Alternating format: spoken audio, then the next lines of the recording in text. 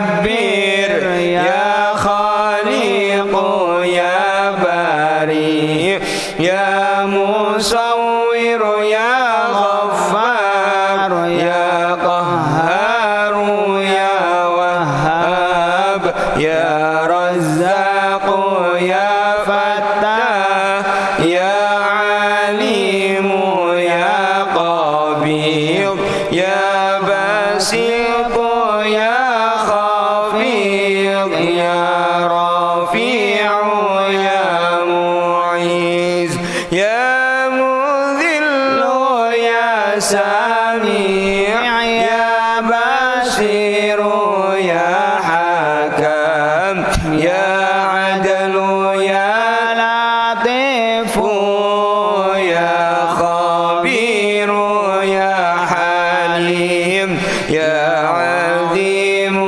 ya ghafur ya syakur ya ali ya kabir ya hafiz ya muqit ya hasib ya jalil ya karim ya raqib ya mujib ya wasi' ya hakim ya wadud ya majid ya ba'ith ya syahid ya haqq ya wakil ya qawi ya matin ya wali ya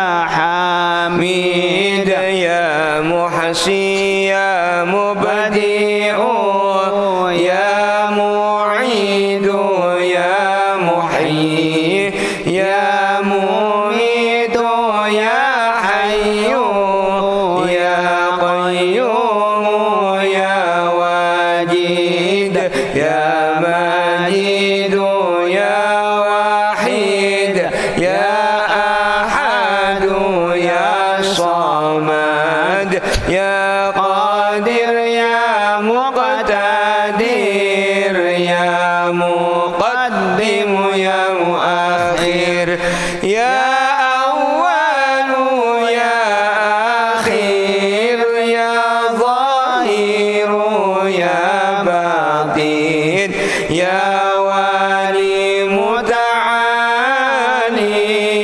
ya barru ya tawwabu ya muntaqim ya afu ya raufu ya mu'ti ya malikal mulki ya dzal jalali wal ikram ya muqsit ya jami' ya ghani ya mughni ya mani'u ya darru ya nafi'u ya nuru ya hadi ya badi'u ya baqi ya warithu ya rashidu ya sabur azza jalla dhikruhu bi asma'ikal husna ighfir lana dhunubana wa li walidina wa dhurriyyatina wa masyayikhina wa talamidina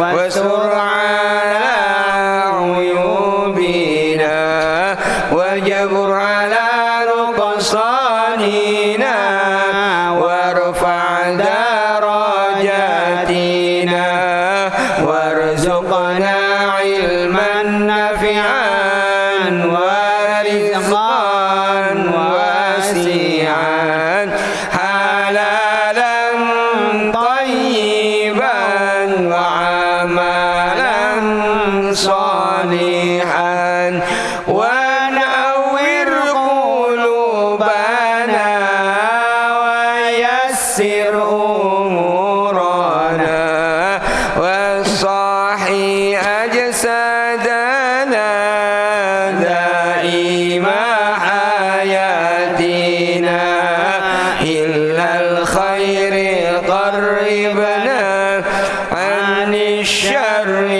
باعدنا وقرب رجاؤنا أخيرا نلنا المنى بلغ مقاصدنا وقضي حوائجنا والحمد لإلهنا الذي هدانا صل وسلم على طه خليل الرحمن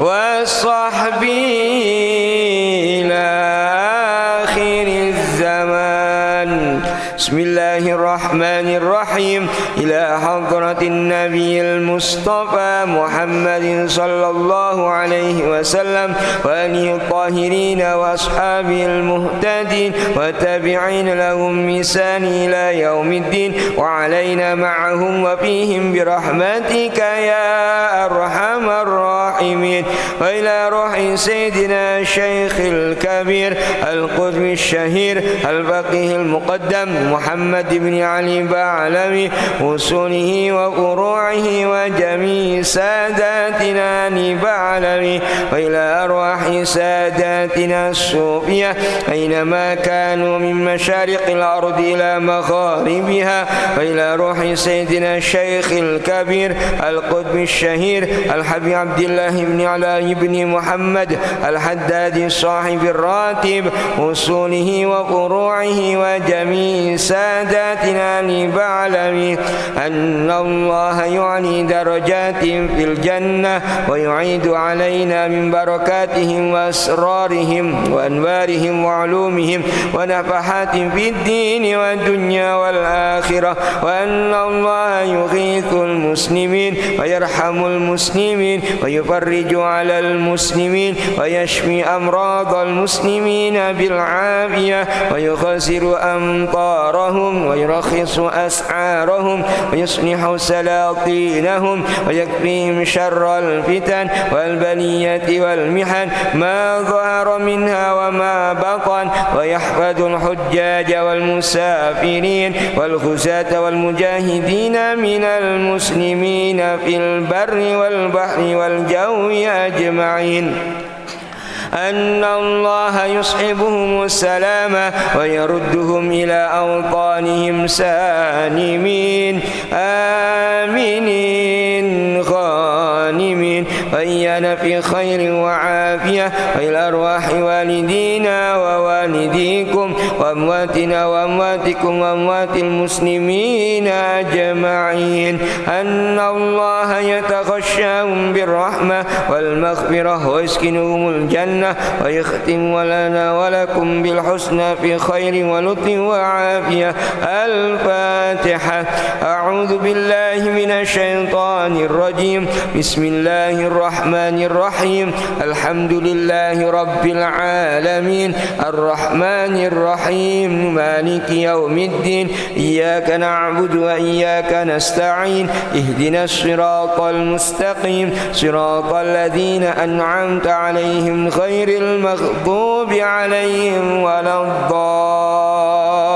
الضالين آمين الله لا إله إلا هو الحي القيوم لا تأخذه تأخذه سنة ولا نوم له ما في السماوات وما في الأرض من ذا الذي يشفع عنده إلا بإذنه يعلم ما بين أيديهم وما خلفهم ولا يحيطون بشيء من علمه إلا بما شاء وسع كرسيه السماوات والأرض ولا يؤوده حفظهما وهو العلي العظيم آمن الرسول بما أنزل إليه من ربه والمؤمنون كل آمن بالله وملائكته وكتبه ورسله لا نفرق بين أحد من رسله وقالوا سمعنا وأطعنا غفرانك ربنا وإليك المصير